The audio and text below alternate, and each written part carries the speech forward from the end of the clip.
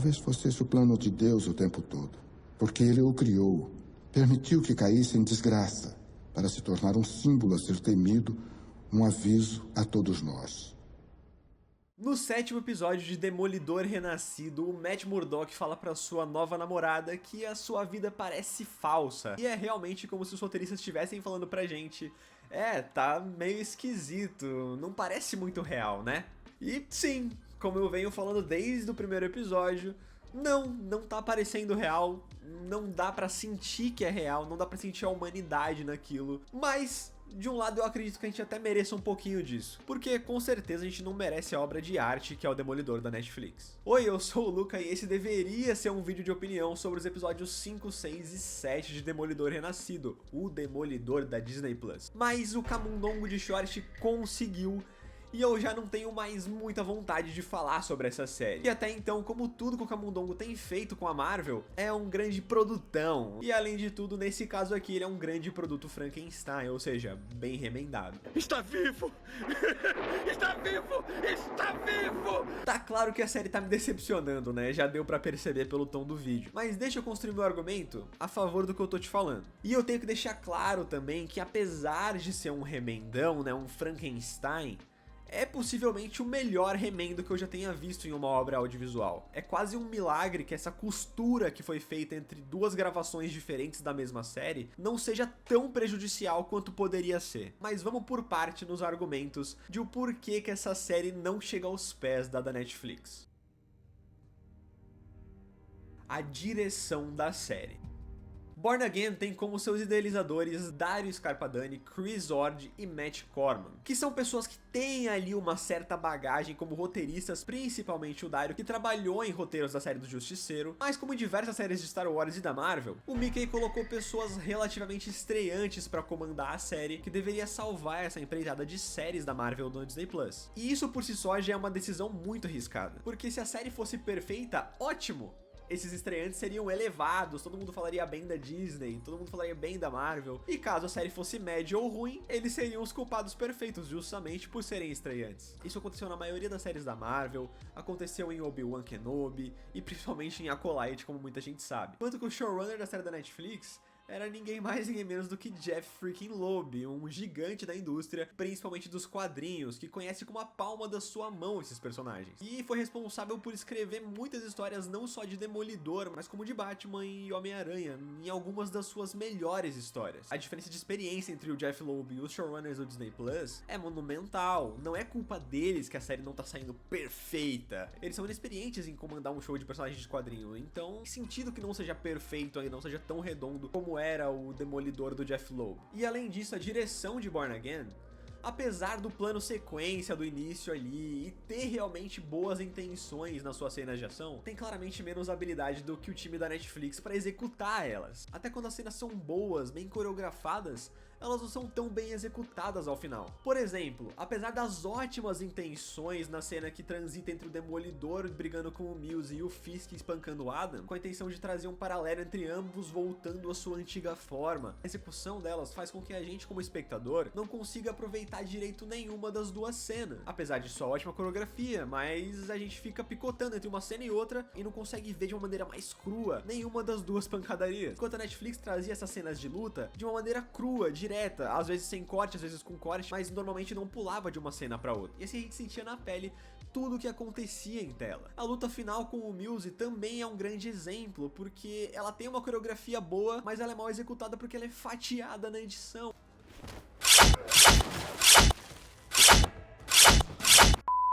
Ela parece um grande picote ali, um frame de uma briga. Além de que o Demolidor atuando durante o dia é só esquisito de ver, cara. Não dá metade da ambientação e da presença que é ver o Demolidor agindo de noite.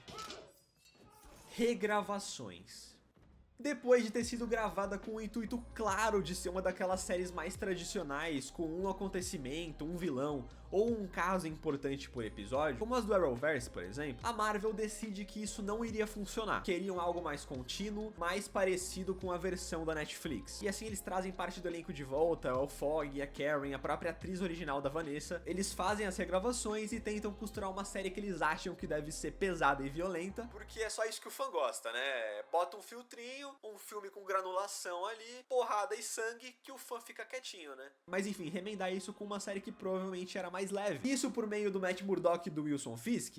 Sim, mas como eles queriam que o fã ficasse um pouco quietinho, eles adicionam o Mills, já estava nas gravações originais e deveria fazer parte de 2 episódios no máximo ali, o 7 e o 8. Eles temperam alguns episódios do início e o material promocional com algumas cenas do Mills pra aparecer que ele vai ser mais do que um vilão de um episódio só. Sério, o próprio Demolidor enxergaria os remendos que a série sofreu. Numa tentativa de trazer um tom mais próximo do da Netflix, é notável a diferença de proposta entre partes da história. O julgamento do Tigre Branco, o cara da pipoca, o assalto ao banco e a trama do Mills, por exemplo, eram claramente tramas separadas para serem trabalhados em episódios isolados, cada um com a sua história. Com o Fisk seria a mesma coisa, cada semana ele tem que resolver um pepino diferente de político com a sua face meio corrupta, mafiosa ainda. Enquanto isso, o que é contado no início do episódio 1, com o mercenário, Fogg, Karen, as cenas do Matt segurando o chifre do capacete, ou a trama relacionada com a Vanessa e o seu amante, né, soam como tramas contínuas que eles queriam trabalhar desde o início,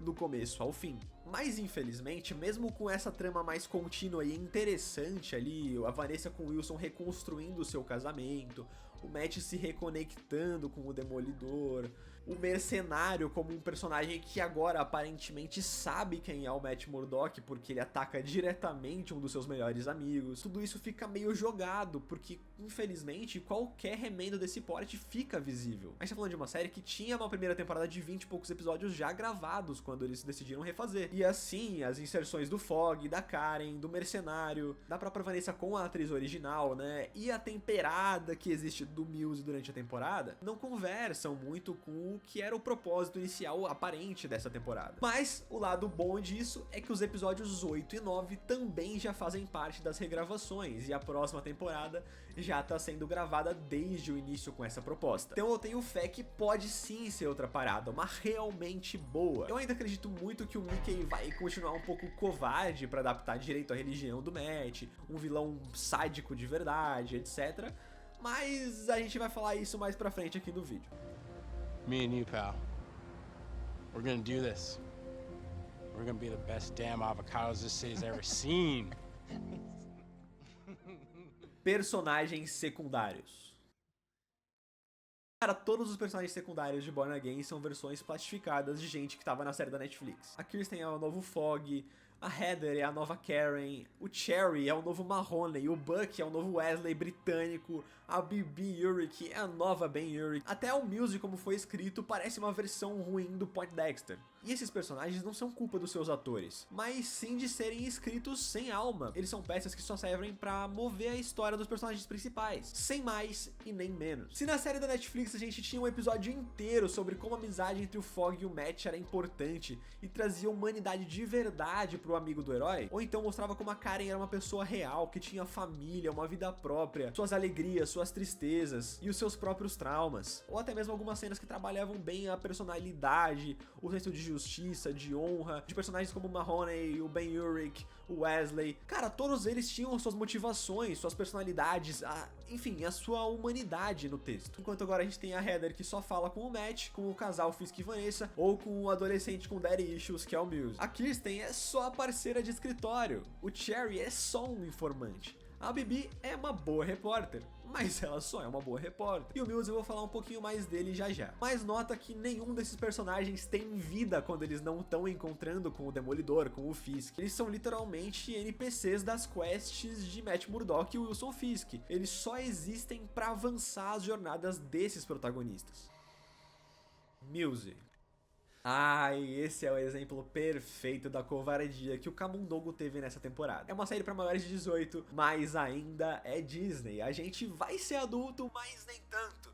A gente cai na pancada e mostra sangue, mas nem tanto. A gente mostra que o protagonista católico é católico, mas nem tanto. A gente mostra um dos vilões mais sádicos do Demolidor, mas nem tanto. Quando eu vi o Mills no material promocional dessa série, e também lembrando de alguns dos quadrinhos em que ele aparece, eu comprava a ideia de que ele seria o grande vilão da temporada, enquanto o Fisk estaria num processo de construção como esse vilão político, prefeito, corrupto e tudo mais. E o Mills, assim como nos quadrinhos, ou assim como Hannibal Lecter, seria um serial killer sádico que realmente vê as suas vítimas como obras de arte dele. Ele expõe os seus corpos, ele seria realmente maldoso e muito criativo na sua crueldade. E realmente, quando você vê essas inserções remendadas do Mills nos primeiros episódios, você começa a acreditar que ele realmente vai ser importante. Mas aparentemente nem o próprio roteiro consegue enxergar como é a vida, como são as coisas do lado de fora de uma fábrica de produto. O Mills da série, ele usa suas vítimas, na verdade, como grandes latas de tinta e só isso. Ele ataca covardemente pessoas indefesas em becos, leva ao seu esconderijo, retira seu sangue e é meio que isso. Ele sai na rua pra usar a sua novíssima lata de tinta vermelha pra pichar muros com arte sobre política. E ele também é obcecado por uma terapeuta que, coincidentemente, é a namorada do Matt Murdock. Tá vendo como ela só serve pra andar a trama? Até quando ela tá atendendo um paciente diferente, você fala, caramba, ela vai atender um paciente? Não, ele é o vilão do Demolidor. Haha, uou! E também é uma coincidência absurda o Wilson Fisk ser tratado pela terapeuta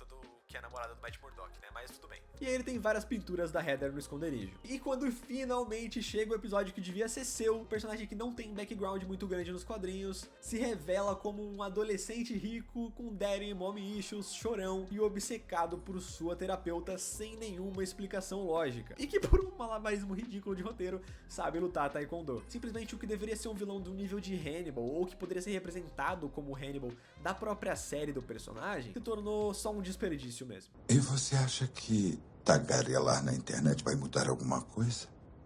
Wilson Fisk. Esse aqui é um caso um pouco diferente, porque mesmo tendo um texto remendado, mesmo longe das cenas das regravações com a Vanessa ou o Adam, então as cenas originais, né, em que ele tá falando basicamente só de política de prefeito e polícia e tudo mais, pelo texto ele poderia parecer um vilão político genérico, mas mesmo com um texto bem simplório, o Vincent D'Onofrio é um ator espetacular que conhece esse personagem e traz o peso necessário sempre que precisa. Quando ele tem com o que trabalhar, então, que são as cenas com a Vanessa, o Matt ou o Adam, as cenas são espetaculares. O plano de Deus é como uma linda tapeçaria. E a tragédia de ser humano é que só conseguimos vê-lo por trás. Com todos os fios esfarrapados e as cores turvas. E que só temos um lampejo da verdadeira beleza que seria revelada caso pudéssemos ver todo o padrão do outro lado. Como Deus vê. Matt Murdock, o Demolidor. Esse aqui pra mim não tem muita coisa que salve, a não ser o esforço monumental do Charlie Cox pra fazer esse personagem ter vida. E assim como o Vincent D'Onofrio, ele conhece o personagem de cabo a rabo, ele faz o seu melhor e ele sabe muito bem o que faz. Infelizmente, o que poderia ser um acontecimento gritante na vida do Matt Murdock é a morte do Fogg nos primeiros minutos. Tem um time skip gigante que não dá pra gente sentir com ele como isso alterou a sua vida. Mas a série passa de uma maneira resumida pra gente tudo o que aconteceu. O Matt decidiu se mudar de Hell's Kitchen, deixa de ser o Demolidor e se sente indigno da sua religião. Até aí tudo bem, né? É claro, o problema é que sobrou só a faceta de advogado cego dele. E a gente tem um roteiro que não ajuda esse cara a ser um advogado brilhante. A série coloca o Matt Murdock, o maior advogado da Marvel, pra revelar a identidade do seu cliente, o Tigre Branco, causando a sua morte, o que poderia facilmente ser resolvido mudando pra uma versão parecida com a dos quadrinhos, onde eles perdem o julgamento, o Tigre morre da mesma forma, mas sem que a identidade do Hector Ayala seja revelada aos policiais que atiram nele no final do episódio pelo Matt Murdock. Na sequência, a gente também vê ele tomando uma lição de moral de um ladrão de pipoca doce, sendo que ele é um advogado de Hell's Kitchen, deveria pelo menos imaginar as motivações do cara pra roubar um pacote de pipoca doce, né? Principalmente sem condenar ou endossar o ato do cara. Nessa lição de moral que ele leva, ele fica com uma cara de banana ali, cara de quem recebeu realmente uma lição de moral. Ou seja, ele é retratado como um pouco impulsivo nessa série, o que transforma ele num advogado um tanto quanto amador. É simples. Mas a gente volta a ver ele como Demolidor, né? Claro! Depois de 5 episódios inteiros e 90% do sexto. Mas ele volta a ser católico e ter sua relação fervorosa com a religião, assim como a da Netflix, né? Então, eu imagino que no episódio 8 e 9 deva ser um pouco diferente. Mas até agora embora em 7 episódios. Foi mencionada a religião dele ou a sua reconexão com ela, no máximo umas 7 vezes. E com um tempo de tela bem pequenininho. Enfim, Matt de Born Again? Sim, você não parece o Matt Murdock que eu conheci. É verdade, você parece falso. A sua vida parece falsa, as suas relações parecem falsas, as suas ações parecem falsas. Mesmo que seja o mesmo brilhante ator e que ele esteja dando a vida nesse papel. Think you came here for my help? A parte boa. Nem só de dores vive o Demolidor renascido. A gente teve sim alguns bons diálogos, algumas boas cenas de ação, alguns bons momentos. E tudo isso melhor do que 90% das outras produções do Disney Plus. A gente teve uma ótima conversa com o Justiceiro, uma cena de abertura impactante, mas sem consequências reais pra série, bons temas que vieram dos quadrinhos, como os policiais fãs do Castle, e principalmente alguns momentos interessantes do Wilson Fisk. E eu tenho muita certeza de que isso tenha vindo nas regravações, e vão ser acentuados nos episódios 8, 9 e na segunda temporada. Pra ser justo, sendo essa produção uma real coxa de retalho, como eu disse, é quase um milagre que ela seja boa, uma nota 7 ou 8 ali. O pessoal dessa versão nova da série trabalhou e fez o máximo que deu com o que tinha, e é provavelmente o remendo mais honesto e competente que eu já vi. Dito tudo isso, a primeira temporada de Demolidor Renascido já tá marcada como esse grande retalho, essa mistura de ideias e a consequência de se ver essa obra como um grande produto. E portanto, eu queria agradar todo mundo pra conseguir vender mais. Todo mundo sabe que quando você quer agradar a todos, você consequentemente acaba se acovardando pra não ofender um ou outro e tornar o seu produto seguro pra que todas as crianças do parquinho queiram brincar com ele. Mas isso também significa evitar se expressar verdadeiramente, impactar verdadeiramente, de ser uma obra 10 de 10, como é a versão da Netflix. E assim você evita que as pessoas desgostem do seu produto, mas também evitem que amem ele. Você constrói o seu próprio teto como uma obra nota 7 e nada realmente memorável de verdade. Bom, era o que eu pensava pelo menos, né? Até que na maioria dos meus vídeos, principalmente nas minhas outras redes, a chuva de fanboy maluco começou a querer se degladiar nos comentários em defesa de Born Again. E isso me fez pensar que talvez o que a gente mereça mesmo como espectador é ver mesmo mais nota 7 aí, o Born Again, que a gente vai estar bem longe de poder exigir ou merecer mesmo o da Netflix, um verdadeiro nota 10.